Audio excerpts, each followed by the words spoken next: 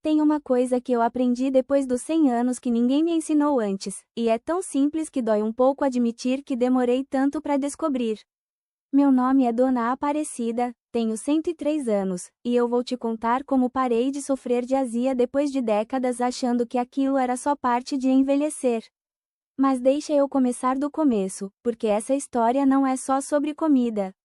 É sobre uma mulher que passou a vida inteira cuidando de todo mundo menos de si mesma, e que precisou chegar nos 90 e poucos anos para finalmente aprender a ouvir o próprio corpo. Eu nasci numa fazenda pequena no interior de Minas, numa época em que médico era coisa de cidade grande e remédio era erva do quintal. Minha mãe criou 8 filhos, meu pai trabalhava a terra do sol ao sol, e a gente comia o que a terra dava e o que sobrava do dia. Não havia hora certa para nada, não havia regra sobre o que comer ou quando comer. A gente comia quando tinha fome, e às vezes comia quando não tinha fome também, porque desperdiçar era pecado. Cresci assim, casei cedo, tive 4 filhos, perdi 2, criei os outros 2 com muito trabalho e pouco dinheiro, e durante tudo isso a minha alimentação foi sempre a última coisa na minha lista de prioridades. Primeiro vinha o marido, depois os filhos, depois a casa, depois os netos, e lá no fim, se sobrava tempo e sobrava energia, eu pensava em mim. Mas raramente sobrava. A azia começou quando eu tinha uns 40 e tantos anos. Aquela queimação no peito que sobe pela garganta, especialmente de noite. Eu acordava no meio da madrugada com aquilo me incomodando, tomava um copo de água, me virava pro outro lado e tentava dormir de novo. Achei que era nervoso. Achei que era o estresse de criar filhos sozinha enquanto meu marido trabalhava fora. Achei que ia passar. Não passou. Pelos 50 anos, já era uma companheira constante. Eu tinha sempre um vidro de antiácido na gaveta da cozinha, outro no quarto, outro na bolsa. Tomava aquele líquido branco espesso como quem toma água, tão acostumada estava. Minha filha mais velha, a Rosângela, ficava preocupada, me levava ao médico de tempos em tempos, e o médico sempre dizia a mesma coisa: evite alimentos gordurosos, evite comida muito pesada à noite, tome o remédio, volte daqui a 3 meses. Eu voltava daqui a 3 meses, dizia que estava melhor, e continuava com a mesma vida. Porque mudar hábito é difícil quando você está no meio da vida, quando tem filho adolescente em casa, quando tem conta para pagar, quando tem marido que chega em casa depois das 8 da noite com fome de jantar completo. Você não muda sua rotina por conta da própria barriga. Pelo menos eu não mudei. Meu marido, o Benedito, morreu quando eu tinha 67 anos.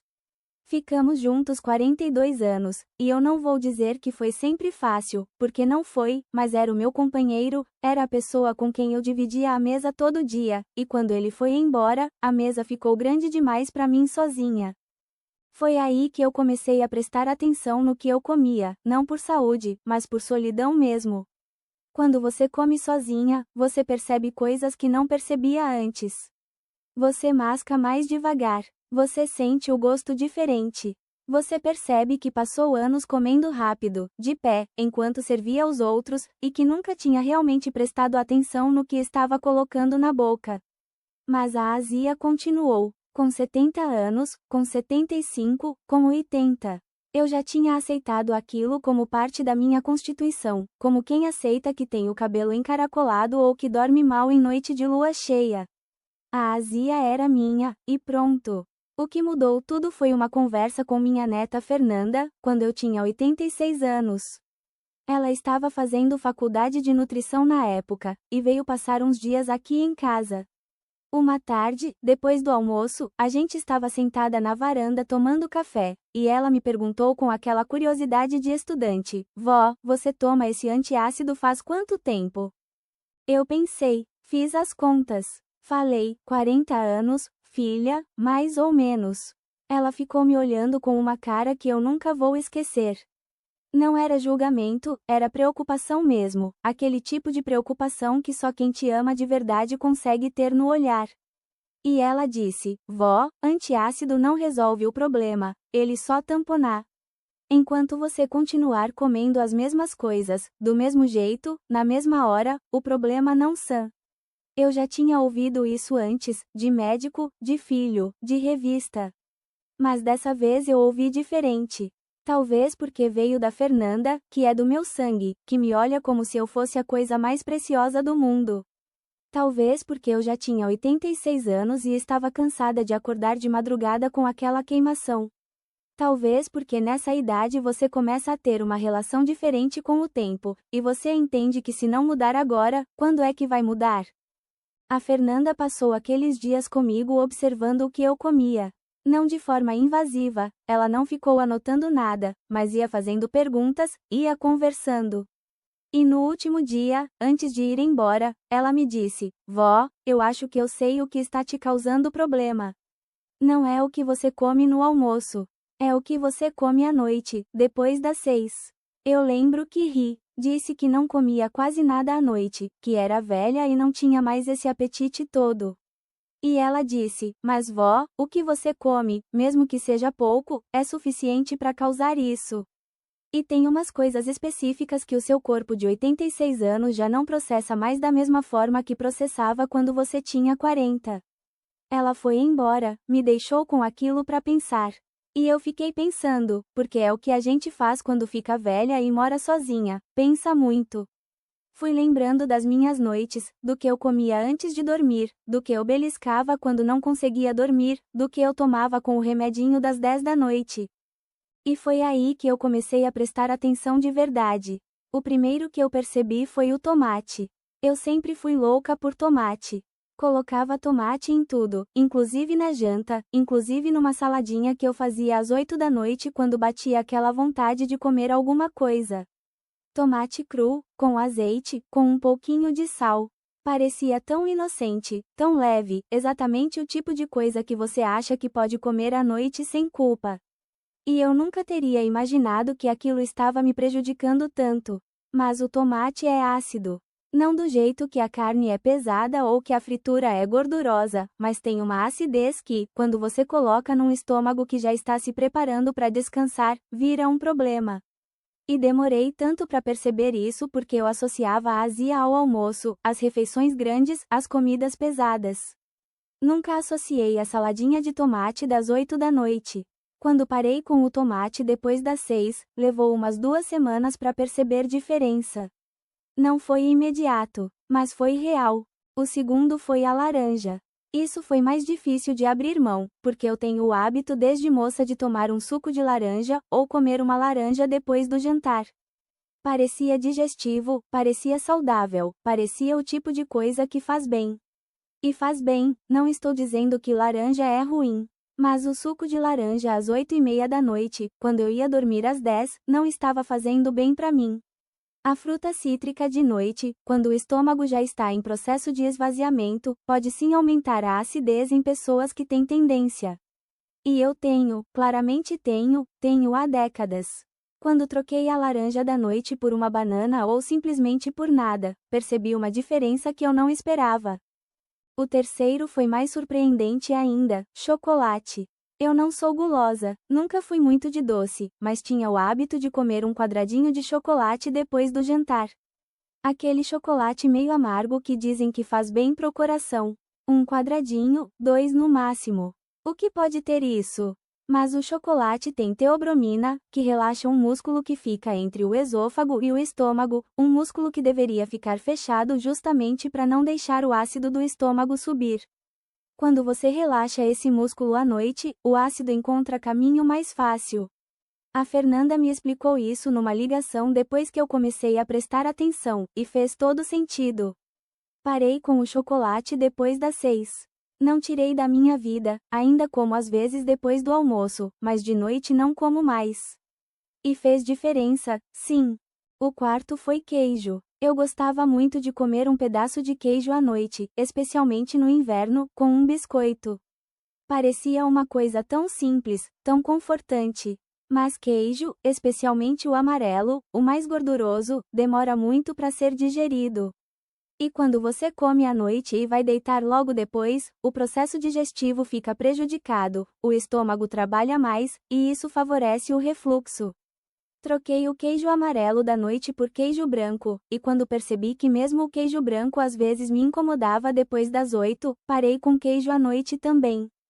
O quinto, e esse foi o mais difícil de aceitar, foi o café. Toda a minha vida eu tomei café. Café de manhã, café depois do almoço, café às 3 da tarde, café depois do jantar. O café depois do jantar era quase um ritual, era aquele momento de sentar, respirar, encerrar o dia. Mas o café é estimulante, interfere no sono, e também relaxa aquele músculo do esôfago que eu já mencionei. Café de noite era, provavelmente, o maior contribuinte para minha azia de madrugada, e eu nunca tinha parado para pensar nisso porque o café sempre foi tão natural na minha vida quanto beber água. Substituí o café da noite por um chazinho de camomila ou de erva cidreira. Não foi fácil nos primeiros dias. Eu ficava olhando para o copo de chá com uma vontade enorme do café.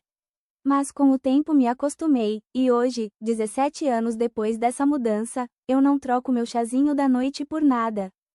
Porque sim, eu tinha 86 anos quando fiz essas mudanças, e hoje tenho 103. Isso significa que eu vivi 17 anos depois dessas mudanças, e nesse tempo a minha azia praticamente desapareceu. Não de um dia para o outro, foi gradual, foi um processo de semanas e meses. Mas chegou um ponto em que eu percebi que não estava mais tomando antiácido toda noite. Depois percebi que não estava mais acordando de madrugada com aquela queimação. Depois percebi que tinha jogado fora o antiácido que ficava na gaveta do quarto porque estava passando tanto tempo sem usar que tinha vencido. Eu não me tornei outra pessoa. Não mudei minha alimentação completamente, não fiz dieta radical, não parei de comer as coisas que gosto. Só prestei atenção no horário, na quantidade, e em quais alimentos específicos o meu corpo de 80 e poucos anos já não estava mais conseguindo processar bem depois de um certo horário. E isso foi suficiente. Tem uma coisa que me incomoda quando penso nessa história toda, e eu preciso ser honesta sobre isso. Me incomoda que eu passei 40 anos sofrendo de uma coisa que, com atenção e alguns ajustes simples, diminuiu tão drasticamente. Não me incomoda com raiva, não é isso. Me incomoda com uma espécie de tristeza suave, sabe? Aquele pensamento de, e se eu tivesse prestado atenção antes? E se eu tivesse me colocado na lista de prioridades mais cedo? Quantas noites eu dormi mal, quantas manhãs eu acordei com aquele desconforto, quando talvez não precisasse. Mas a gente não pode viver olhando para o que não fez. Eu aprendi isso também, com 100 anos de vida. O arrependimento é o peso mais inútil que existe, porque você carrega ele te cansa, e você não chega a lugar nenhum com ele. O que você pode fazer é usar o que aprendeu daqui para frente. E isso eu fiz. Hoje eu acordo bem. Isso parece simples quando você fala assim, mas para uma mulher que durante 40 anos acordou mal, acordar bem é uma das maiores gratidões que eu tenho. Me deitar sem sentir aquela queimação. Acordar de madrugada só quando quero, não porque meu próprio corpo está me incomodando. Isso vale muito. Minha neta Fernanda se formou, fez especialização, hoje trabalha numa clínica atendendo pacientes idosos, e de vez em quando ela me liga e a gente conversa sobre saúde, sobre alimentação, sobre as pesquisas novas que ela vai encontrando. E ela sempre me diz: "Vó, você foi minha primeira paciente." Eu rio toda vez, porque na época eu nem sabia que estava sendo paciente dela, achei que era só uma conversa de neta curiosa na varanda. Mas foi mais que isso. Foi uma das conversas mais importantes da minha vida. Tem uma coisa que eu gostaria de dizer, não como conselho, porque eu detesto quando o velho fica dando conselho como se tivesse todas as respostas, mas como observação de alguém que viveu bastante tempo. O corpo fala. Ele fala o tempo todo. Ele fala quando está sobrecarregado, quando está malnutrido, quando está precisando de descanso, quando algo não está bem. O problema é que a gente passa a vida ocupada demais para ouvir. Ocupada com trabalho, com filho, com preocupação, com a vida que vai passando rápido demais. E aí a gente chega numa certa idade, como eu cheguei, e o corpo começa a falar mais alto. A azia que virou constante. O sono que piorou. O cansaço que não sã com descanso. E às vezes a gente ainda não ouve, ainda acha que é coisa da idade, que é assim mesmo, que não tem jeito. Mas às vezes tem jeito. Às vezes o jeito é simples, é pequeno, é não tão dramático quanto a gente imagina. Não é cirurgia, não é remédio caro, não é mudança radical de vida. É prestar atenção no tomate das 8 da noite. É trocar o café por chá. É perceber que o chocolate que você come depois do jantar talvez seja a razão pela qual você não consegue dormir direito. Eu tenho 103 anos. Já perdi pessoas que amei, já passei por coisas que não desejo pra ninguém, já tive momentos em que achei que não ia conseguir continuar. Mas continuo aqui. E uma parte de continuar aqui, eu acredito, é ter aprendido aos 86 anos a tratar meu próprio corpo com um pouco mais de cuidado e atenção.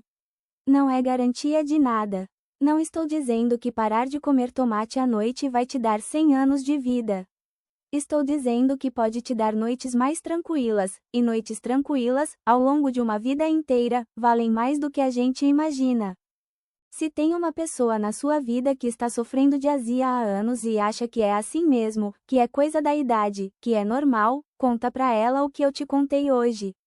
Não como solução, não como promessa, mas como possibilidade. Às vezes uma possibilidade, vinda de alguém que se importa, é o suficiente para mudar o que precisa ser mudado. É o que a Fernanda fez por mim naquela tarde na varanda. E eu sou grata por isso até hoje.